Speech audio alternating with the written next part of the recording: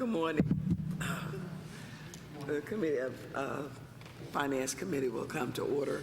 I'd like to note that we have a quorum in the presence of Councilman Greenlee, Councilwoman Blackwell, Councilman Good, and myself. Other member, and Councilman Dennis O'Brien. Other members will come shortly. We're going to have one bill called the Bill 14. No, I'm sorry. Will the clerk read the bills that are due for hearing? Bill number 140443, an ordinance amending section 10-1001 of the Philadelphia Code, fees of the Commission of Records, to raise the fee for recording documents, all under certain terms and conditions. Bill number 140445, an ordinance authorizing the city treasurer on behalf of the city to enter into an amendment agreement with Wells Fargo Bank N.A. for provision of payroll banking services to the city under certain terms and conditions. Bill number 140511, an ordinance authorizing the bond committee to sell bonds at public or private negotiated sale to provide funds toward various capital and municipal purposes, providing for appropriations to the Sinking Fund Commission for the payment of such bonds, authorizing agreement to provide credit or payment or liquidity sources for the bonds in connection with issuance of the bonds and certain other actions, providing for obtaining the consent of the electors to increasing the indebtedness of the city, and fixing a date and providing for arrangements for holding the election and obtaining such consent.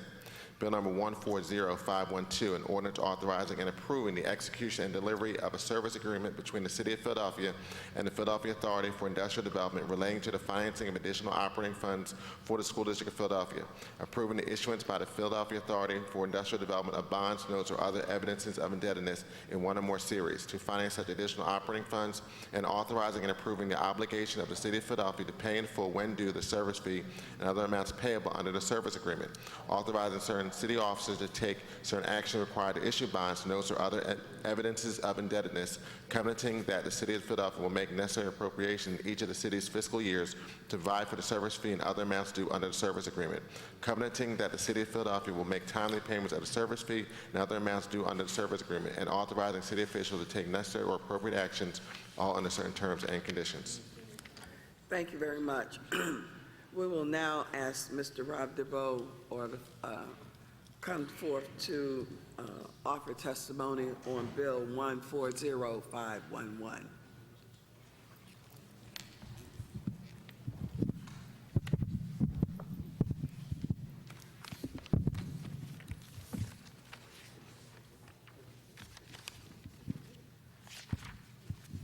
Good morning, Chairman Casco and members of the Finance Committee.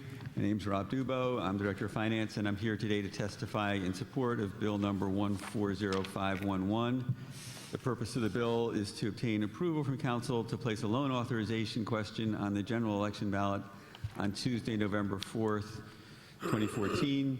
The loan question requests an increase in indebtedness in amount not to exceed $137.3 million to fund the city's FY15 capital budget that's pending approval before Council. State law requires the city to place a question on the ballot before increasing its borrowing authority. As of July 1st, 2014, the city's legal debt limit is anticipated to be about $3 billion, and the amount of debt applicable to that limit will be about $1.61 billion. As a result, the city has debt capacity of about $1.4 billion. The FY15 capital budget for GO bonds is approximately $132 million, and the proposed ordinance includes the new GO loan amount as well as a 4% cost of issuance to bring the loan authorization amount to $137.3 million. There's a chart in the middle of the testimony that shows the categories to which those funds would go. Also, in order to provide appropriate time to advertise the ballot question before the November election, the bill should be enacted no later than September 11th, 2014. And finally, attaching to this testimony is the proposed ballot question requesting loan authorization. We do not want a suspension of the rules and request the first reading on June 19th and that second reading be no earlier than September 11th. That concludes my testimony, and I'd be happy to answer any questions you may have. Thank you very much. Are there any questions from the members of the committee? This is the normal action we take every year relative to our capital budget. That's correct. All right. Thank you. Thank you. Very much. The next bill will be Bill 140443. Ms. Deborah McCullough.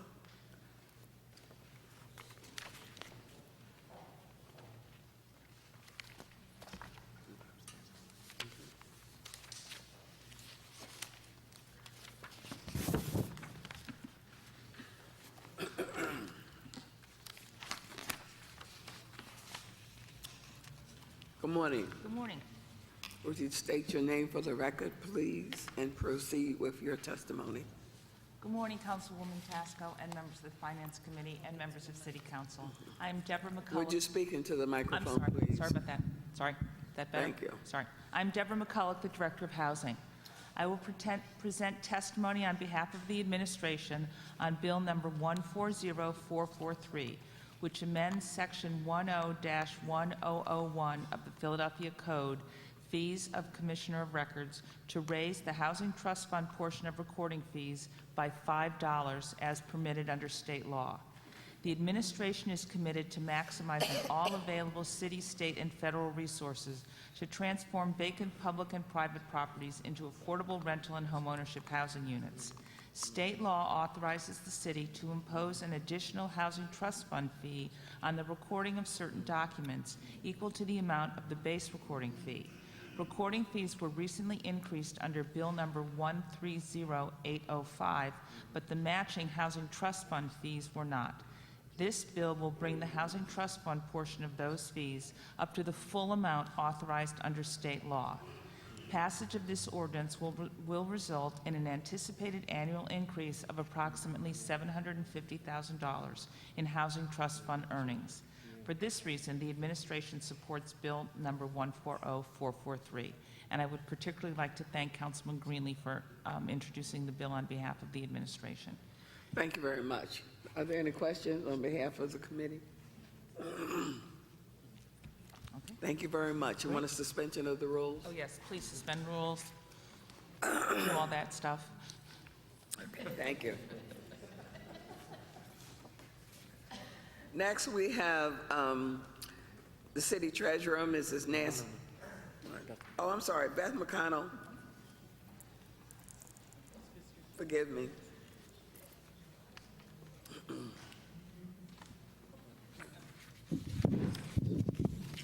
Good morning, Chairwoman Tasco and other members of the council and the committee. My name is Beth McConnell, Policy Director at the Philadelphia Association of CDCs.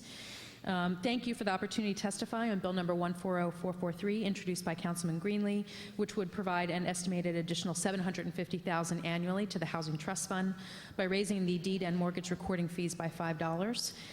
As you know, the need for affordable homes is enormous. We need about 60,000 more units to meet the needs of residents at or below 30% area median income. And the Housing Trust Fund is a vital resource that helps address our massive housing needs. Last year alone, $4 million in Housing Trust Fund development funds were critical to the development or preservation of 380 units of affordable housing. And since its creation, the Housing Trust Fund funded major repairs to nearly 1,600 homes, improved accessibility for nearly 1,200 people with disabilities, and repaired more than 6,000 heaters.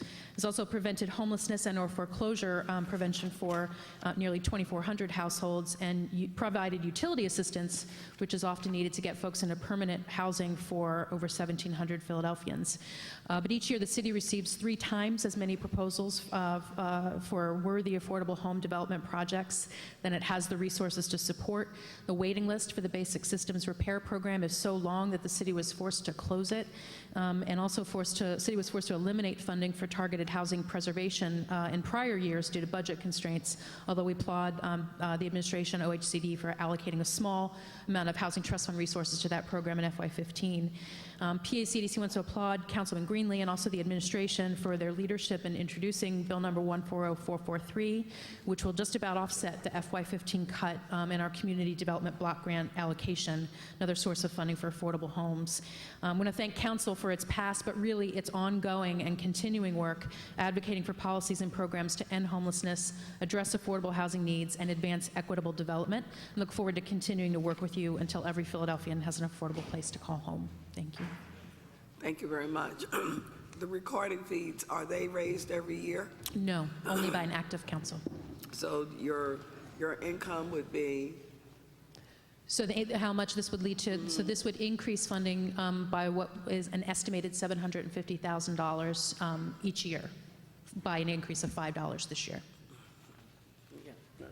If I could just Councilman add, Council, Madam Chair, I think the key issue is that by state law, anytime the recording fees are increased for the Records Department, we can increase the Housing Trust Fund money in the same manner. So we had increased the recording fees, a bill I introduced, I guess, a few months ago. December. And now we're sort of evening it up, if you will, especially given, as Ms. McConnell said, the need for that money. So that's the basics You behind mean it. for the money to go in the housing trust Yes, fund? correct. Yeah. Yeah. That's what I thought. Okay, thank you. Any other questions? Thank you very much for your testimony. Thank you, thank you. Now we'll have Ms. Nancy Winkler to testify on Bill 140445.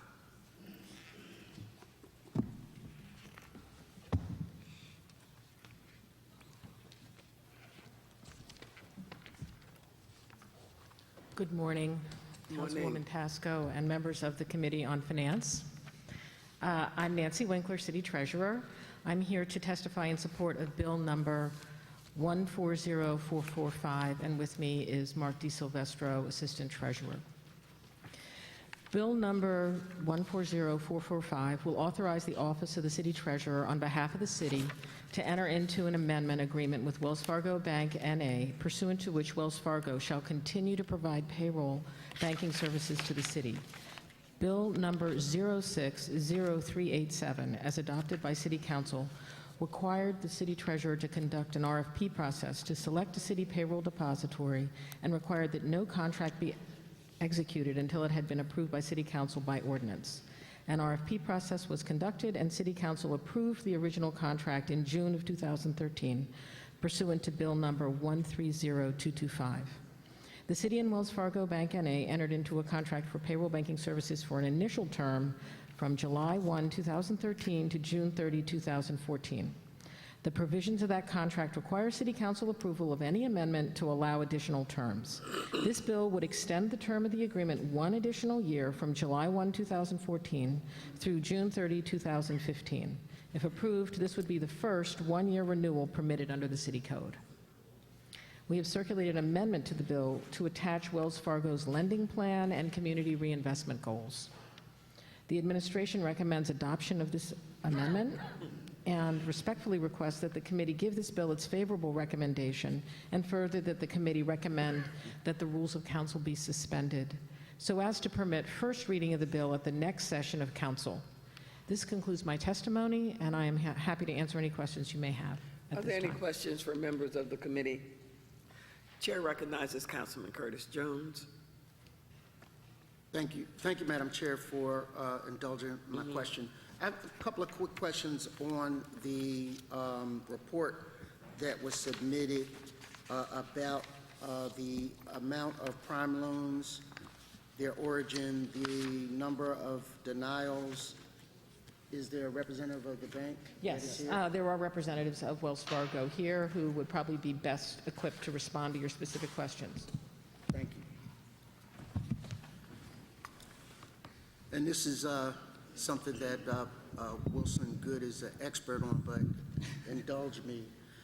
There seems to be a decrease in minority loans, both Hispanic and African American. Is there a reason? Do I need Would you to? identify yourself for the record, please? Stephanie Wall, Community Development Manager for Wells Fargo. What I would say is that the majority of the mortgage market today is purchase, but we're in a difficult spot with under and unemployment still being quite an issue around the ability to repay. Also, the Dodd-Frank financial reform was effective in January, which makes the ability to lend in the mortgage space quite tight. And so the requirements around ensuring that the person that is receiving the mortgage can, in fact, support that debt is the critical piece.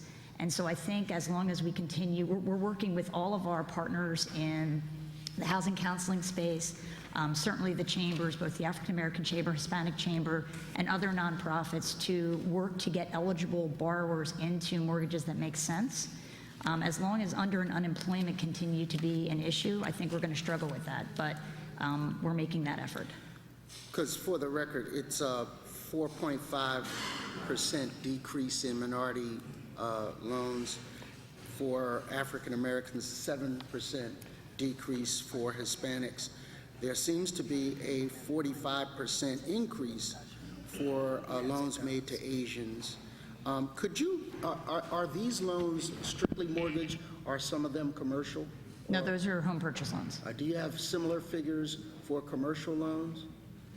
Well, the commercial loans aren't done based on any of the segments. I mean, there are commercial loans that are done in low and moderate income census tracts. And so I don't have it today, but I'm sure I could get that information for you. So you don't codify your loans by ethnic groups? No, because you're For making the commercial? loan to a business, not to a person. Okay. So you will be able to similarly in your mortgage originations be able to say what census tracts Sure. that are considered minority?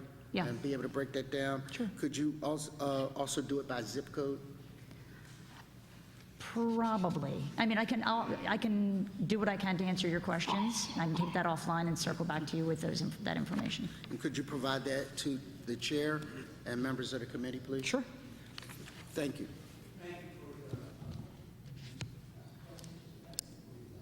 Thanks. Are there any other members who have questions of this witness relative to this bill? Okay, thank you very much. Let me recognize Councilman Squilla and Councilwoman Bonjo Reynolds-Brown, who have joined this committee. The next bill will be Bill number 140512, School District Financing Bill. Chair recognizes those witnesses who have come today to testify. Good morning. Again. Good morning again. Good morning, Chairwoman Tasco, and members of the Committee on Finance and other council members. Again, I'm Nancy Winkler, City Treasurer for the City of Philadelphia. With me is James Lanham, Deputy City Treasurer. We're here to testify on behalf of Bill number 140512. Bill number 140512 would authorize the city to enter into a service agreement with the Philadelphia Authority for Industrial Development to finance a contribution to the school district to meet the portion of a fiscal year 14 operating shortfall that was to be funded with bond proceeds and net proceeds from the sale of school buildings. The bill also approves the issuance by paid of bonds or notes in one or more series, including refundings from time to time. The bonds would be secured by the city's obligation under the service agreement to budget and appropriate annually amounts necessary to pay the service fee, which will be sufficient to pay debt service on outstanding bonds. We anticipate that City Council will pass related legislation permanently extending the 1% sales tax and authorizing a portion of those funds to be used for 4 years to pay debt service associated with this borrowing. While the ordinance currently states that the bonds shall be issued in an amount up to $20 million outstanding at any time, plus related cost of issuance, refunding, and discount, recent facts related to the timing and net proceeds of sales of school buildings indicate a need for additional bond proceeds, as expected building sales now will net about $23 million after provision for the $11 million that had been previously budgeted by the school district from the proceeds of buildings sales. The administration, therefore, respectfully requests that this amount be increased via an amendment to $27 million. This amount represents the net amount of money promised to the school district for this fiscal year, adjusted to exclude proceeds from building sales that are expected to close before the end of the fiscal year. I would like to respectfully request this committee's favorable recommendation on this bill and further suspension of the rules so as to allow for the first reading of the bill at the next meeting of council. This concludes my testimony. Happy to answer any questions you may have. Okay. Any questions? Could you just tell me, how do you get to 27 from 20? Let me ask Rob Dubow, Finance Director, to join us.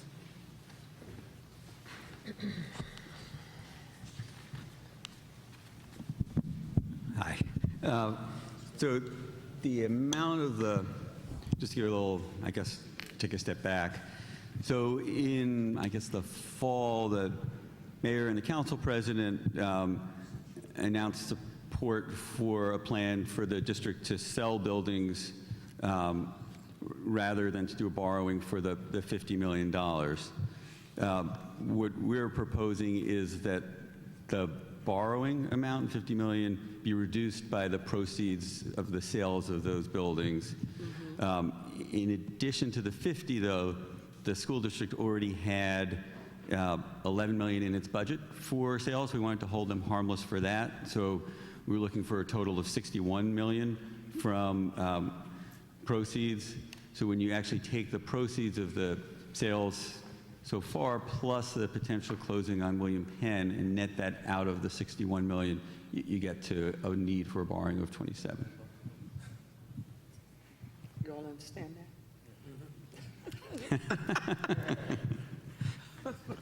Okay. I wanted it for the record. Okay.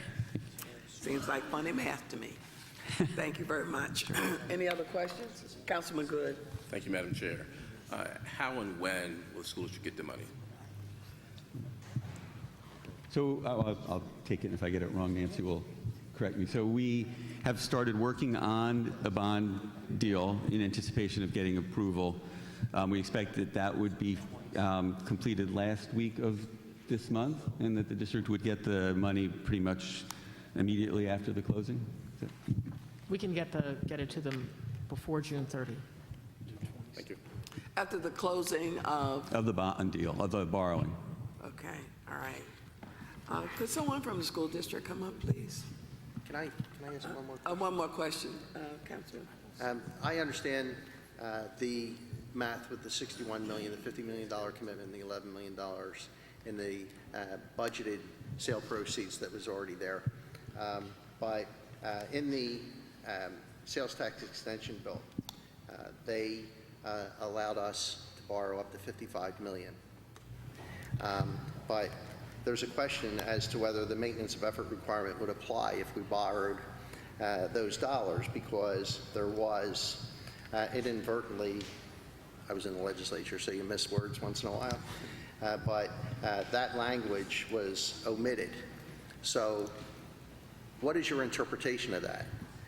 Are we, until we have corrective legislation, are we protected from that maintenance of effort? So right now we are not protected from the maintenance of effort.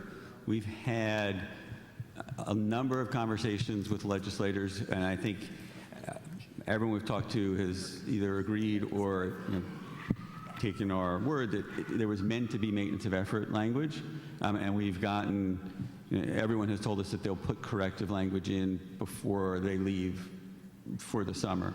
So we're pretty confident that will happen. Okay, so that's likely. That's likely. I mean, it's a legislative body, so you're never sure, but I know that. we've gotten, you of all people know, right? Can I ask you one more question? We're talking about $27 million here, and the school district wants to borrow up to 55. How do we bridge that gap? I think if council was supportive of 55, the administration would be happy to move with a $55 million borrowing. Thank you. Okay, thank you. Could we have someone to, I'm sorry, Councilwoman. No, I'm just processing information right now. Oh, okay, all right. You can come back. You can call them back. Okay. Okay. She may call you back. Councilman Tasco? Councilman Squilla.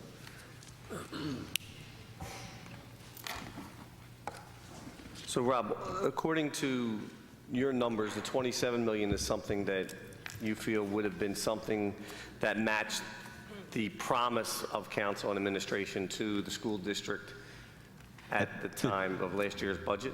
At the $27 million, you'd have a combination of borrowing and proceeds of sales that would get you to the $61 million. And the $23 million, I guess we're saying, from the sale of William Penn is added into that? Yeah, I don't think it's 23, but the net proceeds of that after defeasance, which, yes. Right. Yeah, and closing costs are added into that number.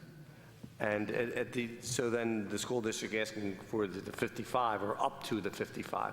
Who would make that decision on the borrowing? If council says up to 27 or up to 30 or whatever it may be, who makes that decision on whether to borrow and how much? So the borrowing is through PAID.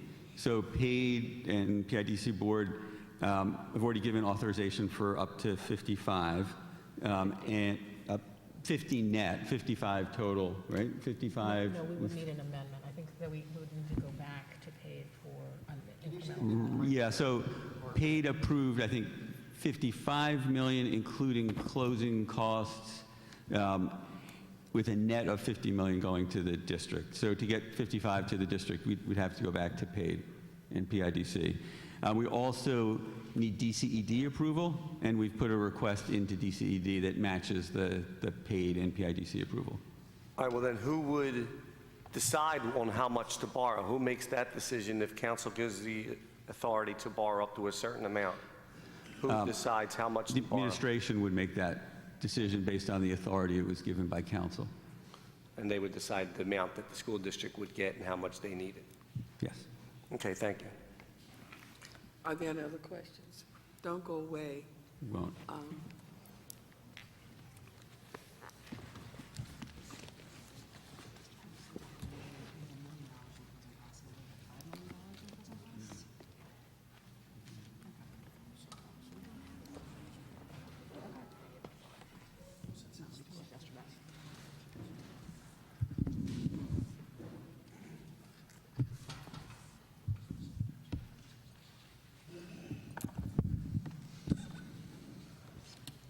Good morning. These questions probably were asked when Dr. Height and the school board was before the council during the budget hearings. But how many buildings are there up for sale? Chairwoman Tasco, we give our prepared testimony because it does address that point. It does. And then we'd be So you happy ready? to. Okay, go Yes, ahead. ma'am. Thank Then you. we'll wait. Mhm. Thank you. Good morning, Chairwoman Tasco and members of the Committee on Finance. I'm Sophie Bryan, Chief of Staff for the School Reform Commission.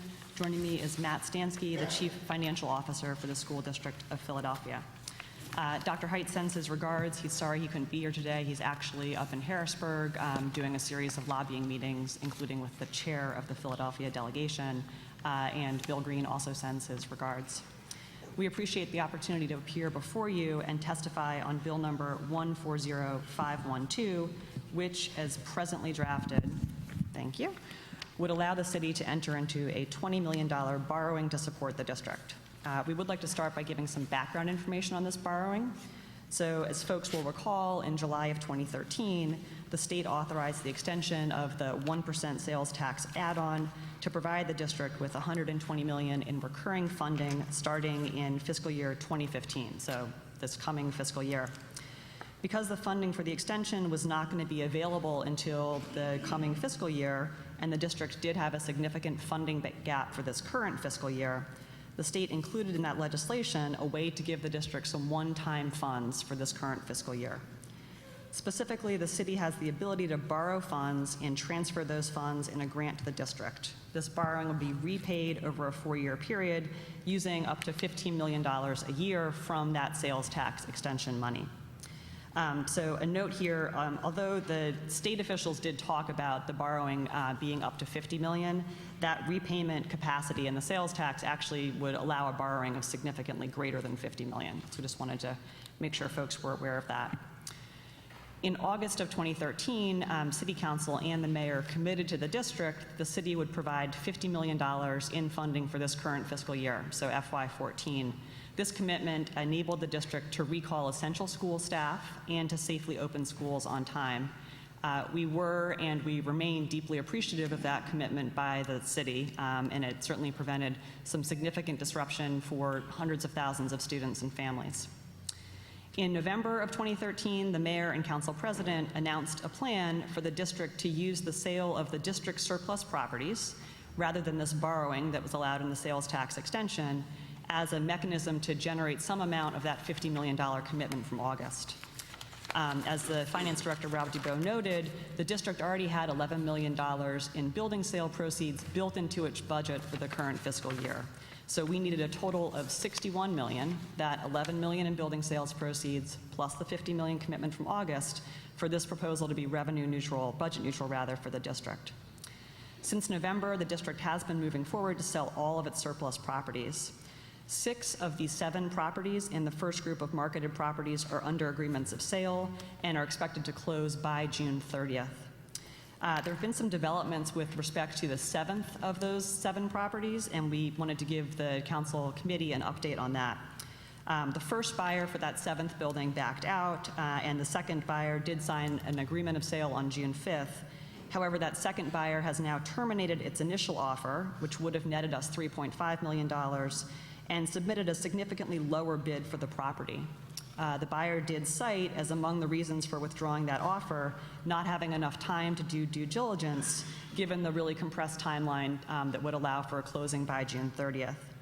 So the district is now, this is a recent development since we were before the council last week, we're now exploring all of our options with respect to the sale of this building, but cannot say today whether it will close by June 30th. Again, we just got word that our second buyer withdrew its offer and was coming in with a lower offer. If the closing on University City goes forward as anticipated prior to June 30th, the district now expects to net approximately $22 million on the sale of the 6 properties from that first round that are closing. Offers were due on the second batch of properties. There were 20 properties in the second batch, and the sale of those properties is being managed by PIDC at City Council's request. Those offers were due on Monday. PIDC received offers on 14 of the 20 properties and is in the process of doing due diligence. We did receive some additional information last night about those offers and wanted again to update the committee. First, based on a preliminary analysis of those offers, the district could net up to $14 million from the sale of those 14 properties. We've talked with the council extensively about the difference between what the price is and what we actually net, because we have to pay off the bonds that help to fund the building purchases and improvements, and also because of closing costs. But what our analysis is right now is that of those second round properties that we've gotten offers on, we could net up to $14 million.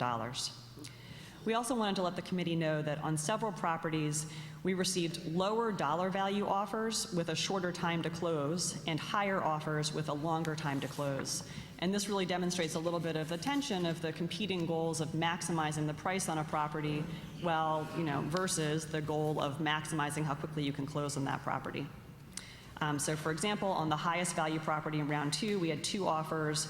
One was at the asking price, and the second was at $2.5 million less than the asking price. So just wanted to give the committee that update. So going back to our testimony here, to meet our financial obligations over the final weeks of this current fiscal year, the district is depending on receiving a grant from the city to fill any gap remaining between those building sale proceeds and that $61 million we've talked about. So the $11 million in sale proceeds we budgeted and the $50 million commitment from August. As the council has heard from the district, for next fiscal year 15, we have a $96 million gap right now between our known revenue and the funds that are needed to maintain our current and certainly inadequate service levels. That $96 million gap does contemplate that City Council will pass the sales tax extension legislation that in its first year would get $120 million to the district. So to put it another way, even with that $120 million in sales tax proceeds, we've got a $96 million gap right now. There's a chart included with our testimony that sort of has a graphical demonstration of that shortfall. And we've also included a presentation that goes into some detail about our structural deficit at the school district, and we're happy to answer questions. So what to do with the $96 million gap? The city's proposed filling some of it with a $2 a pack cigarette tax, which requires state approval. We know that the council president, the mayor have been in Harrisburg lobbying for that cigarette tax, as has Dr. Height and the SRC. We're very appreciative of City Council and the council president's efforts on that cigarette tax and also on sort of a broader, fair, full funding formula approach. So at full implementation, that cigarette tax is going to generate over $80 million a year. The challenge, though, is that in the first year of implementation, it's only going to generate $40 to $50 million, depending on how quickly it rolls out. So just to sort of put a pin in that, that means that even if the cigarette tax gets passed in Harrisburg, the amount the district receives in the first year is not going to be enough to plug the budget hole. And what we're here to talk to you about today is a way for City Council to help address that shortfall. So as the committee is aware, the bill before you authorizes a borrowing of only $20 million. City Council does have the authority to amend that bill to borrow $55 million, and that's the amount that PIDC has given the city the permission to borrow. And as, again, Rob Dubow noted, the city has a pending request to the State Department of Community and Economic Development for that amount. This borrowing, again, is going to be repaid from the sales tax proceeds, so it won't have an impact on the city's budget. Based on analysis from the pension fund's actuaries, that repayment will have a negligible effect on when the pension fund gets to 80% funded. And then additionally, as Mr. Dubow testified, unlike a usual grant from the district, we think that this $55 million would not be subject to that maintenance of effort requirement. So we are asking the City Council Finance Committee today to increase the authorized borrowing to the full amount that's contemplated. This would, help the city make good on the commitment from last August, but again, help us with some of the hole for next year. So this approach does not hurt the city's budget in any way, should not obligate the city to provide those dollars year after year. It still certainly encourages the district to move forward with selling our buildings. We are sort of staring at the edge of a cliff for next year, and we're highly incentivized to get buildings sold so we can realize those sale proceeds. It makes good on the city's commitment from last summer to get us $50 million and will help us prevent $15 to $30 million in cuts next year. So we respectfully request that City Council amend the borrowing bill with a suspension of the rules to allow first reading, the next session of council, to borrow the full authorized amount and not leave any money on the table. We thank council for its commitment to the district, and we're happy to answer any questions. Questions? Councilman, I think Councilman Brown, I think she had a question. Councilman Good, go ahead. Good morning. This actually is not a new plan. This is actually the state's Plan B from last year. Is that correct? Yes, Councilman Good, I believe it is. Our Plan A was a cigarette tax, and the state came up with this Plan B. Is that correct? So I wasn't involved in the state deliberations last year, but we are aware that the state did propose this $50 million. Our Plan A was cigarette tax. Their Plan B was for us to do the sales tax extension and to borrow against it. So this is not a new plan. How much of the request last year's Plan B is for this year, and how much is for next year? So I'm going to ask Mr. Stansky to do the breakdown there. It depends in part on when properties go to closure. Okay, could you repeat that answer, please? I'm going to ask Mr. Stansky to answer. The answer to Councilman Good's question depends in part on how many properties go to closure before the end of this fiscal year.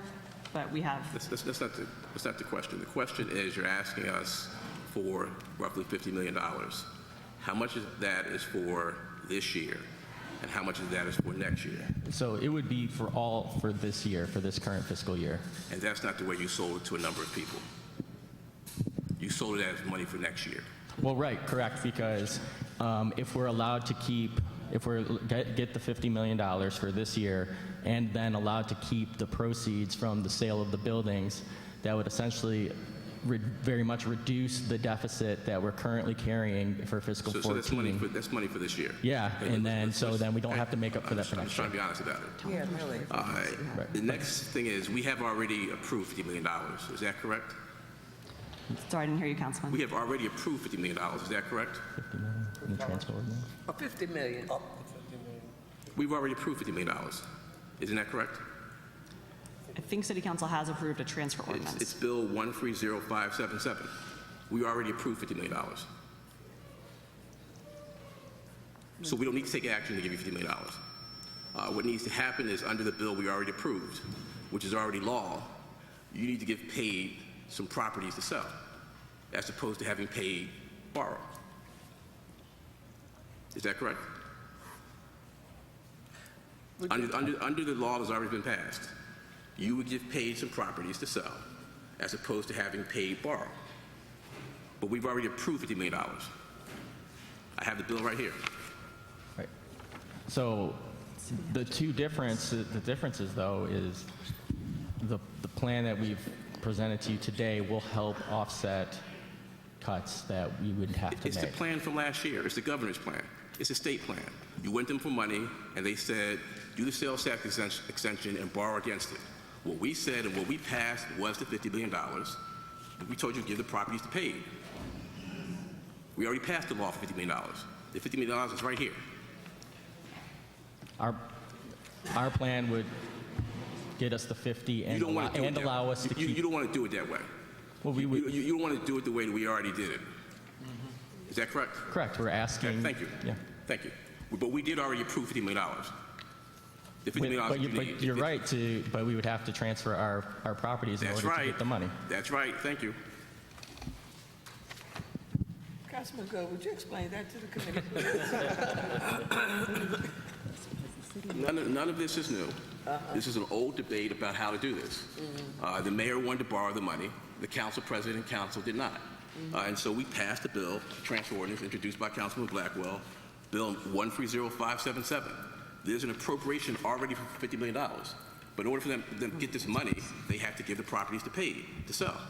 So, Councilman, that's factually correct. I think respectfully, the point that we're trying to make today is that that mechanism of transferring would then reduce the proceeds to the district from the building sales. So it's, if you're transferring all of the properties in exchange for that grant, you're not realizing the proceeds from the sales. What we're, in our sort of desperate fiscal situation, asking council to consider is to both make the grant and to hold the district harmless from the building sales. This is the grant. But what we're asking This is for the is the appropriation grant right here and for $50 million. we're asking for the grant and the building sale proceeds. We're asking for both. You would get both. It's not our understanding of the structure of that mechanism. You would get everything above the $50 million. You get the $50 million and everything above the $50 million. So none of this is new. So penny is being new. My understanding, and I could be wrong, is that the first $50 million in sales would go back. That paid would keep that money, and then the district would get anything above the $50 million. Yeah, because you can't. Whereas our plan, because you're getting $50 million. but our plan would get us the 50 and all of the building proceeds. You don't like our plan. You don't like our plan.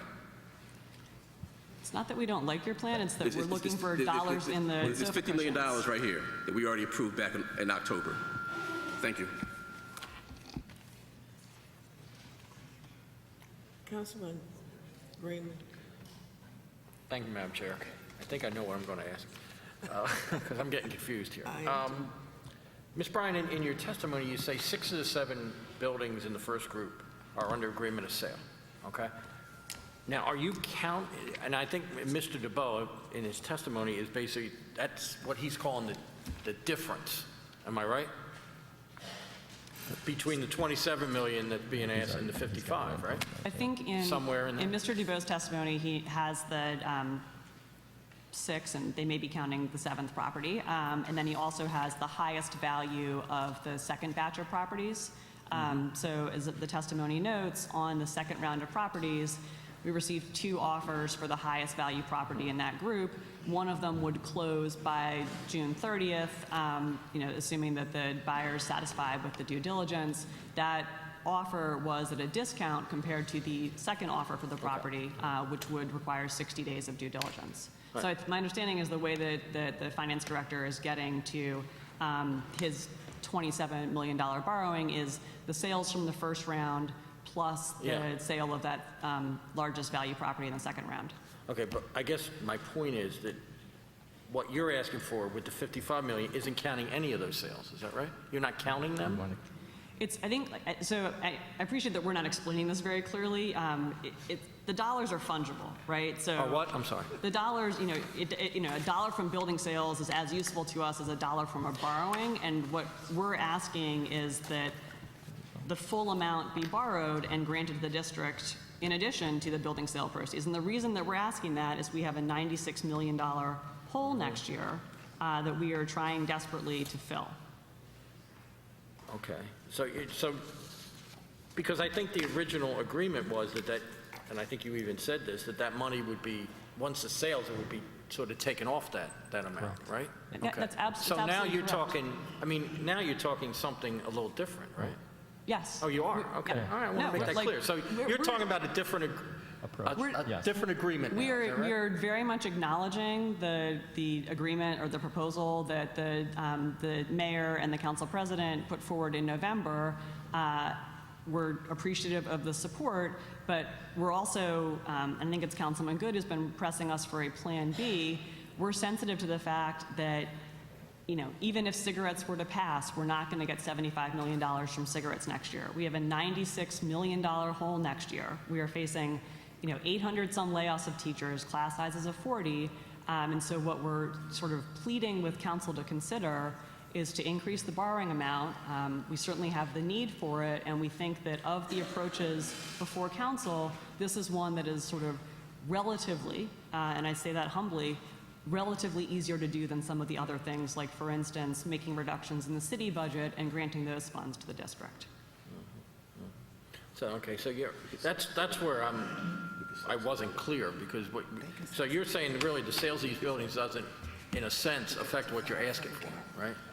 Yes. We'll be straight about it. We'll be candid. We are asking for every dollar we can possibly get.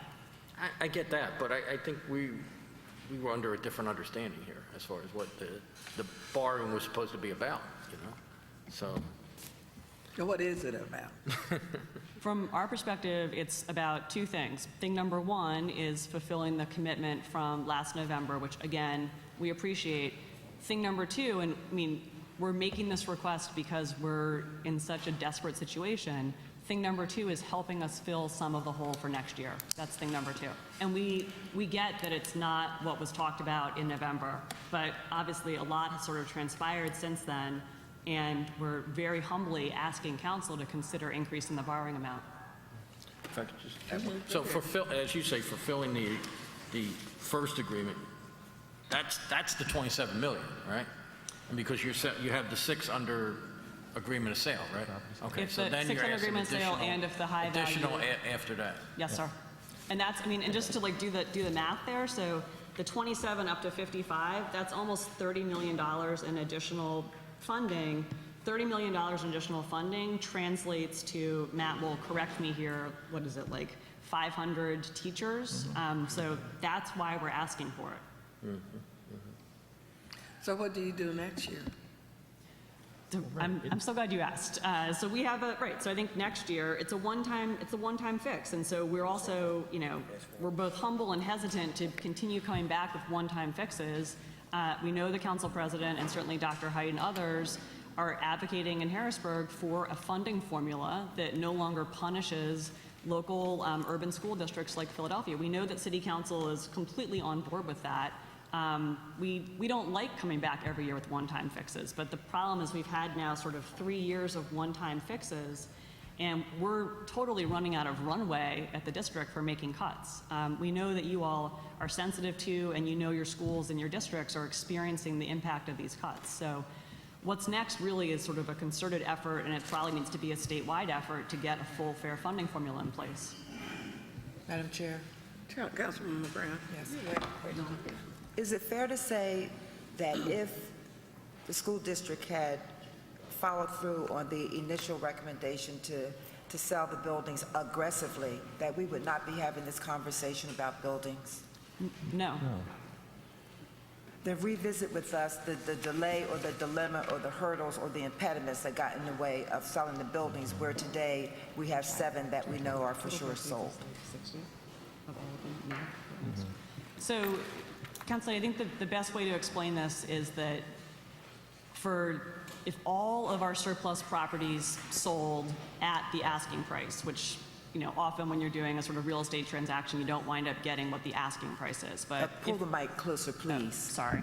If all 27 of our surplus properties sold at the asking price, so what we're trying to sell them at, we would net from that approximately $60 million.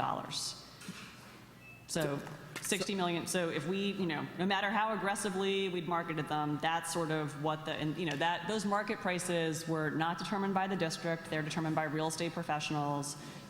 So we would have netted $60-some million if they'd all sold at asking price. I'm not suggesting that all the 60 million would have eliminated the gap. We know that to be true. I'm talking about truly had we done all we could or should do with the buildings, we'd be at a different place with regards to the buildings. Is that not so? It's hard for me to answer that question. We certainly have in the second round of sales, meaning there's a couple competing tensions here. So Point of information. Point of information. I mentioned Bill 130577. Under that bill, and the provisions of that bill, we would give you the $50 million you want in exchange for you giving up the properties. So had you done that, you'd get your $50 million. Is that correct? yes, if that transaction had gone through, that's correct. Okay, thank you. Okay. So, but going back to Councilman Reynolds Brown's point, so that was $50 million for all the properties. We still would have a significant hole next year. I mean, we're not trying to be cute. There's a big hole next year. So even if that transaction that Councilman Good has mentioned had gone through, we would still have had a big hole next year. I am in agreement with that. I'm simply narrowing the discussion on the sale of the buildings and how if that had been followed through, aggressively acted upon, in spite of the impediments, on that singular issue alone, we have a different number. That's what I want to narrow it to. Madam Chair, I think Council President has something to say. Excuse me, committee members, our president would like to ask a question. Councilman Clark. Thank you, Madam Chair. Madam Chair, I was fully prepared to wait in line because I understand how it works. Committee members take preference. I just want to real quickly, Madam Chair, just one brief note with respect to the net proceeds of the sales of the building. What's being lost in this conversation is the reality is that there would also be approximately $51 million in debt eliminated from the school district's responsibility. So it's actually more than $100 million if all of these transactions had been concluded, which was the number that was actually offered last year by two companies. So had we concluded that, we probably could have been where we are, well, not here, but we could have had this particular issue resolved last year, and we could be focusing singularly on long-term funding for the next fiscal years as it relates to school district. But just wanted to make that note that a elimination of $50+ million in debt service payments is significant, in addition to which I think $3 million in carrying costs for the buildings would have also been eliminated. So this for the record. Thank you. Thank you, Madam Chair. Madam Chair, Yes. can I speak to that for a minute? Sure. The Council President is correct. $51 million would have come off the books. Please get a little closer. In the mic Sorry. and Yep. please speak slowly. Sorry. Yes, $51 million would have come off the books over a 20 to 30 year period, and that the initial, offer on that refers to the $100 million. No due diligence was done, and that would have gone through months of negotiations. And given what the assessment and asking prices are for some of these properties, that I'm sure that offer would have gone down and would have netted us, again, the 30 to 50 to 40 million that we're talking about now. Some of these school buildings have been vacant for many, many years. What has been the reason for the delay in putting them on the market? I think William Penn might have been vacant, 20 years? Probably longer than that. What is the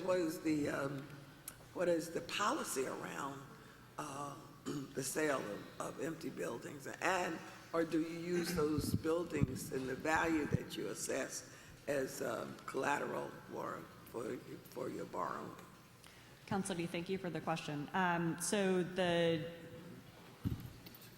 Before this past year, part of the district's policy with respect to surplus properties involved an extensive community engagement process. So, for instance, for a school property located in a certain district, there was a team of folks who were assembled, including representatives from city council offices, that would consider various repurposing offers for those buildings. So part of the tension, and it's not, I mean, we're not telling the committee anything that you all are not familiar with.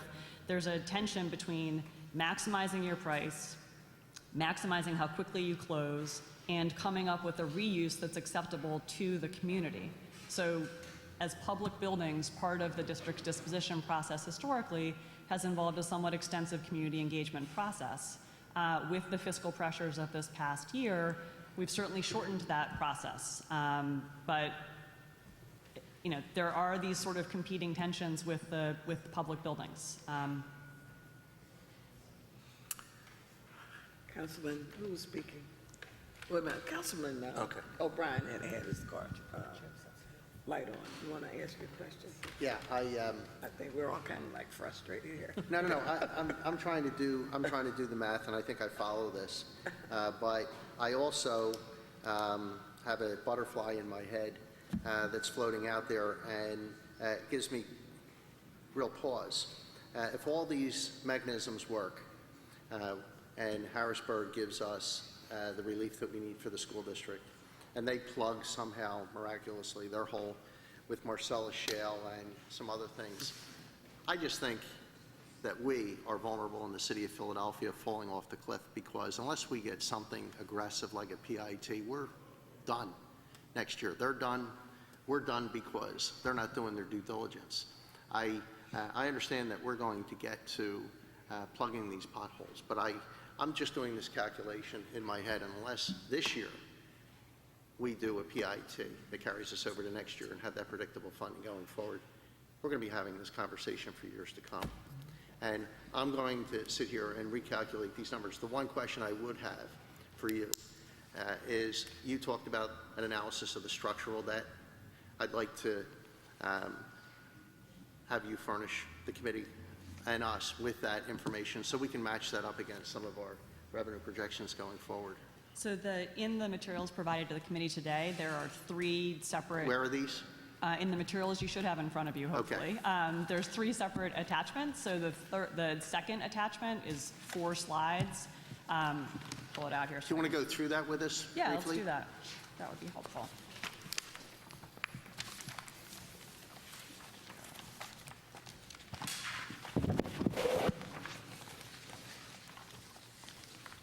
So it's the document that starts with the blue and red bars. Yep, the chairwoman has it there. Here, this is it.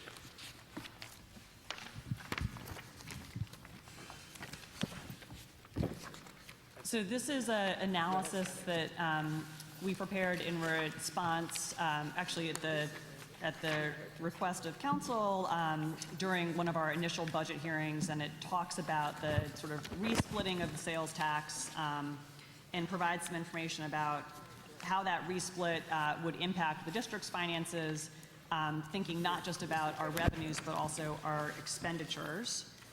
So actually, probably the best thing to do is to call folks' attention to the 4th page there. It's the one that has the orange bars on the left-hand side. So what this chart shows, and I'll ask Matt to go into detail, but sort of the big picture on this is that the district does face rising fixed costs that it can't control. So these are costs like, for instance, its pension obligations for employees, its healthcare expenses, its debt service expenses, and those expenses are growing at about 3.5% a year. So that growth in expenditure is outpacing the natural growth in our city revenues. And that's why we have a structural deficit, because our expenses are growing greater than our revenues are growing.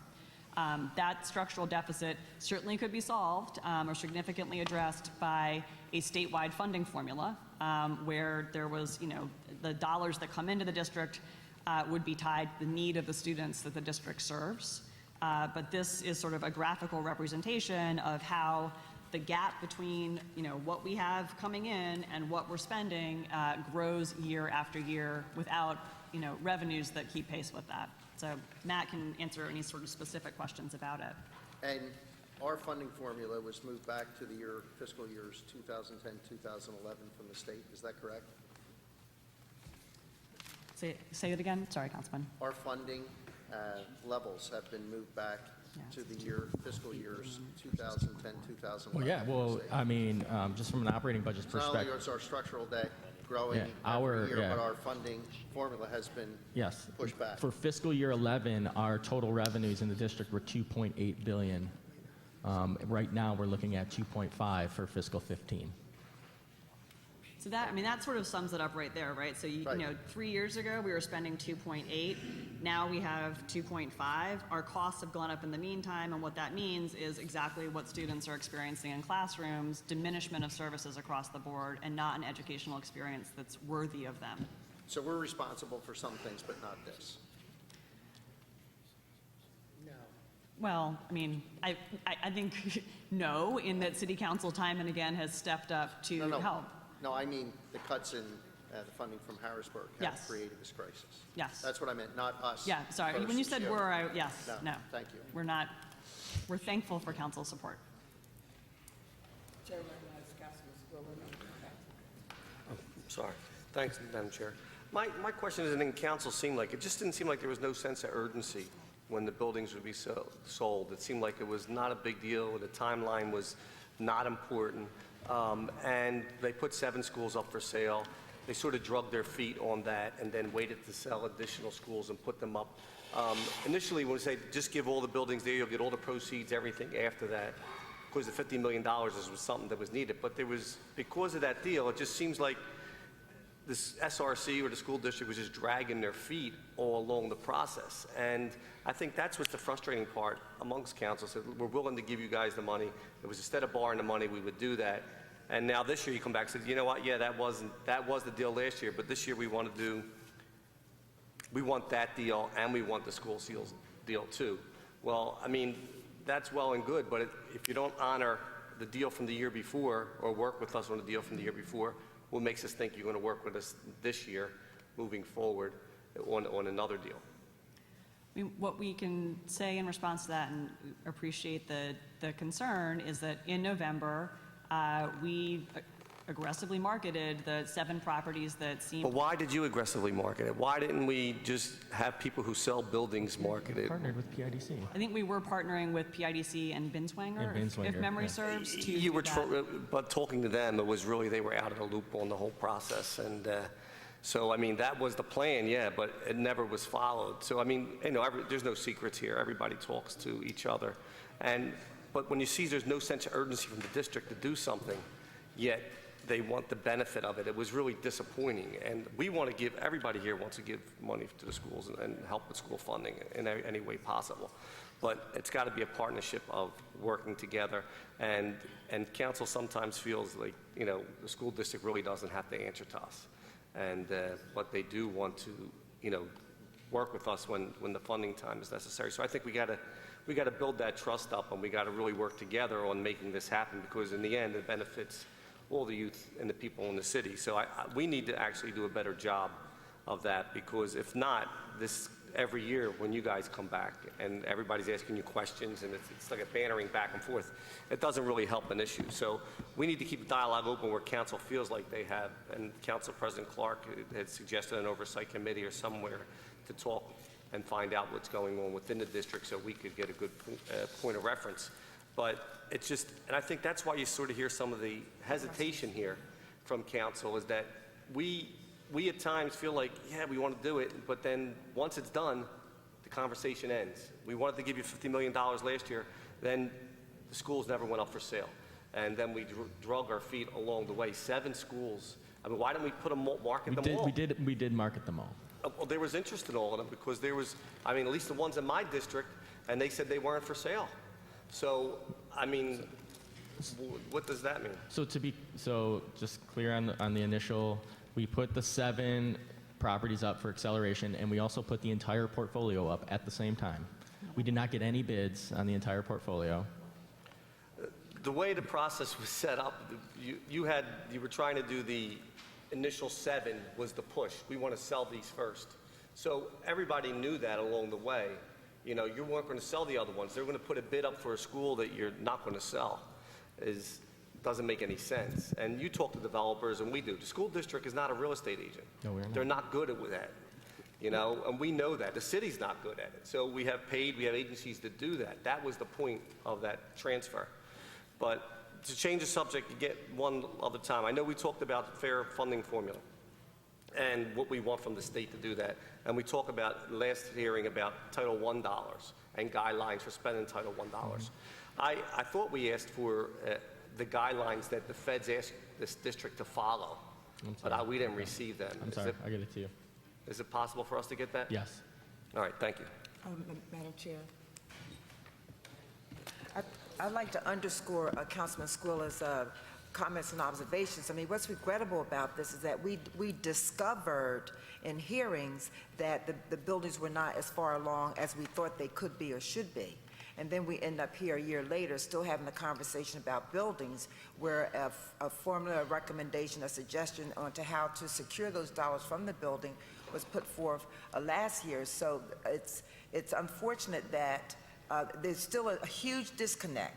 There's a huge disconnect between the progress that you all are making at the district along budget and what we are believing to be the case on this side of the table within City Council. I think there's some lessons here that we need to take forward so that we don't do what Councilman O'Brien has already suggested.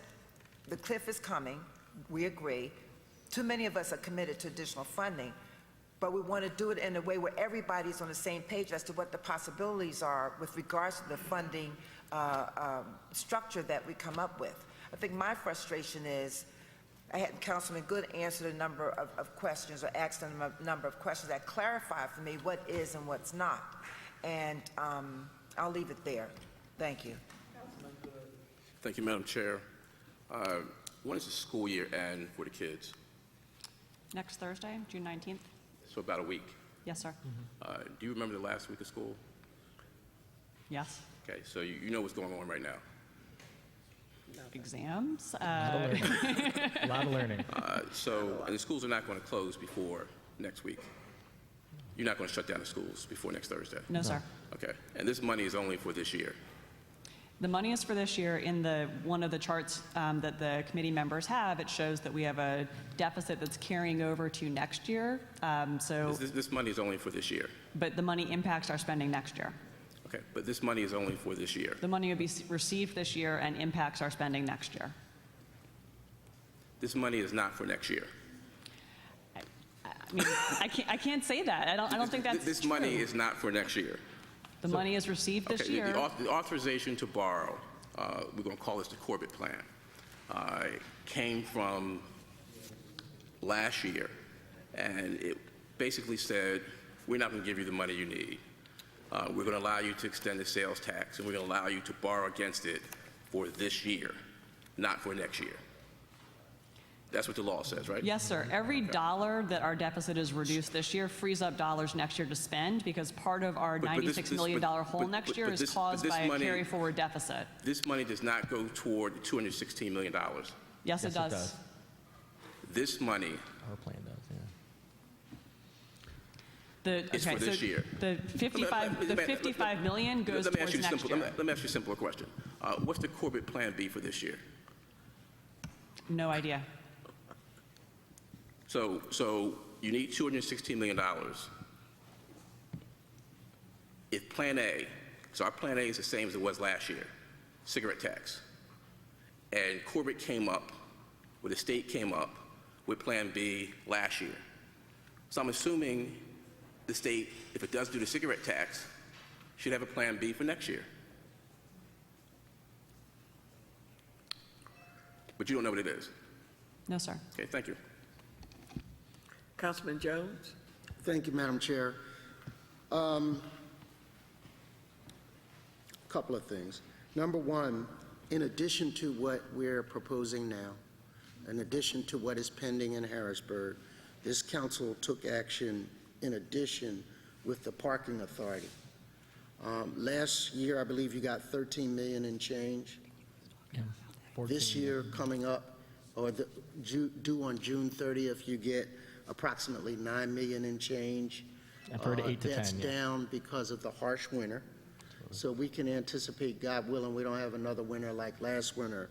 That'll be up again to 13 million plus an additional $7 million based on the passage of that increased revenue. Is that correct? So our read of this, based on conversations with the city, is that the parking authority payment is only going to be about $8 to $9 million, and that the increase of $7 million gets us back to about 16. I just talked to the chair of the parking authority. The estimate is that they'll go back to their base of 13 with another $7 million. The only reason it dropped down to 9 this year was because of the winter and lack of parking. And I don't want to argue about... No, that's fine. I just get my information from city administration. I just got my information from the guy who runs the authority. And so I'm saying to you, not so much that, but I want to, on top of what we are contemplating today, understand that each and every time that we're called upon to do what we can do, and it almost comes down to searching for quarters in the couches, of the sofa, that we do that. And at some point, we have to figure out a long-term plan, and that, God willing, there'll be some change in Harrisburg so that one of three things happens. And that leads me to a question. One of three things happen. Either we get a fair funding formula that adequately addresses issues of poverty, that adequately addresses issues of special needs, that reimburses us based on that. B, that we either get charter school reimbursements that would solve this problem. We would not be sitting here arguing over it. Or finally, that we get a fair amount of funding, straight dollars from Harrisburg. Now, there are strategic partners. We are not trying to throw them under the bus, but we want to clearly illustrate where we find ourselves. Finally, I know we were talking about $27 million now. If we chose to, do we have the ability in the next fiscal year, dealing with your projected deficit of $98 million? 96, yeah. Could we go and then to the market and borrow then? Yeah, that's a question for the city. All right, so if I understand that correctly, we can do the $27 million now. If we needed to in the next fiscal year, under some set of circumstances, we could go back and borrow whatever else we need at the appropriate time. Or is this a one-time borrowing? I guess that's in the form of a question. Yeah, I think the authorization from the state was just for FY14. But we could technically go back to the state and ask them again for this kind of relief if we found ourselves in this circumstance. We could ask the state for that. Yes. I mean, The authority to the authority. Right. So this is not a fiscal cliff, if you would. This is a crisis, correct, and we have a number of options on the table to address it. The preferred one is to build a financial track that allows us not each year to be pointing the fingers at each other. That's the preferred way. But until we can get some partnership in a meaningful way at the Harrisburg level, we're doing what we can do. And that's a statement, not a question. Thank you. Councilman Greenlee? Mr. Bell, while you're there, let me, just so I'm clear on the bill before us, it relates to the question I was asking for. Right. The bill before us was really intended to fill the shortfall, am I right? Of the... So the bill before us was supposed to, in combination with property sales, fill the $61 million, which was the $50 million commitment plus the $11 million from the school district's budget. And that was really the sole intention of the bill as originally drafted, correct? It was really related just to the sales of the properties, right?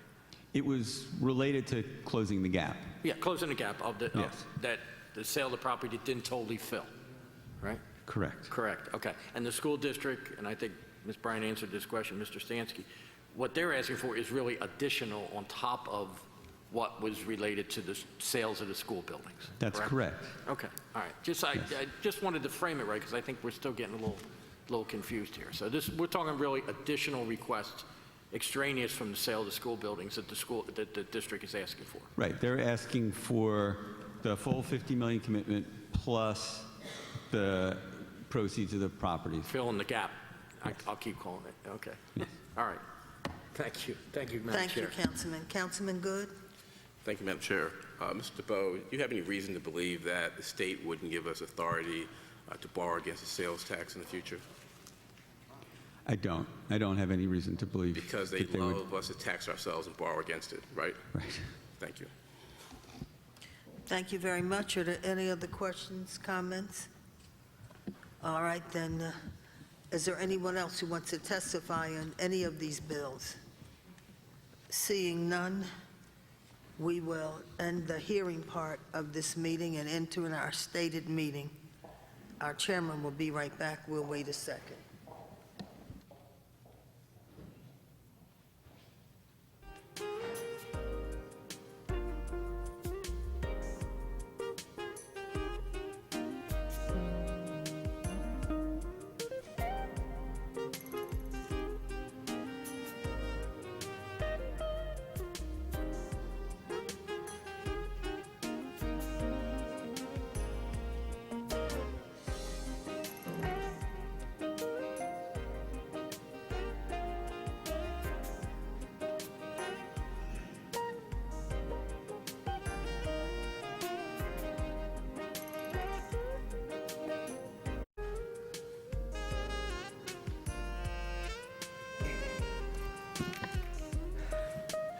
Chair recognizes Councilwoman Blackwell for a motion.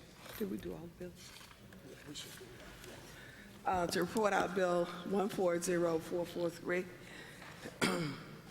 Thank you, Madam Chair. I move that bill number 140443 be reported out of committee with a favorable recommendation and also recommendation for suspension of the rules so as to permit first reading at our next session of council. Second. Thank you. It has been moved that Bill 140443 be reported out of committee with a favorable recommendation and that the rules of council be suspended so this bill can be heard at council's next session. All in favor on the, we'll say aye, on the motion? Aye. Is there any opposition? There being none, the motion is carried. Chair recognizes Councilwoman Blackwell for Bill number 140445. The amendment for the bill. Thank you, Madam Chair. I move that the amendment to Bill 140455 be adopted. Second. Has been moved and seconded that the amendment to Bill 140445 be adopted. All in favor? Aye. Is there any opposition? There being none, the amendment, motion is carried on the amendment. Chair now recognizes Councilwoman Blackwell regarding Bill 140445 as amended. Thank you, Madam Chair. I move that bill number 140445 as amended be reported out of committee with a favorable recommendation and a recommendation for suspension of the rules so as to permit first reading at our next session of council. Second. Thank you very much. It has been moved and seconded that Bill 140445 as amended be reported out of committee with a favorable recommendation and that the rules of council be suspended so this bill can be heard at council's next session. All in favor? Aye. Is there any opposition? There being none, the motion is carried. Chair now recognizes Councilwoman Blackwell relative to Bill 140511. Thank you, Madam Chair. I move that bill number 140455 be reported out of committee with a favorable recommendation. 140511 be reported out of committee with a favorable recommendation. Has been moved and seconded that Bill 140511 be reported out of committee with a favorable recommendation. All in favor? Aye. Is there any opposition? There being none, the motion is carried. Chair recognizes Councilwoman Blackwell for Bill 140512. There's an amendment to this bill. Thank you, Madam Chair. I move that the amendment to 140512 be adopted. Second. It has been moved that the amendment to Bill 140512 be adopted. All in favor? Aye. Is there any opposition? There is none. That motion is carried. Chair recognizes Councilwoman Blackwell to report out Bill 140512 as amended. Thank you, Madam Chair. I move that bill number 140512 as amended be reported out of committee with a favorable recommendation and also a recommendation for suspension of the rules so as to permit first reading at our next session of council. Second. Thank you very much. It has been moved and second that Bill 140512, as amended, be reported out of council with a favorable be reported out of committee with a favorable recommendation and a request for the rules of council to be suspended so this bill can be heard at council's next session. All in favor? Aye. Thank you very much. The motion is carried. There being no further business before this committee, we are adjourned. Thank you very much.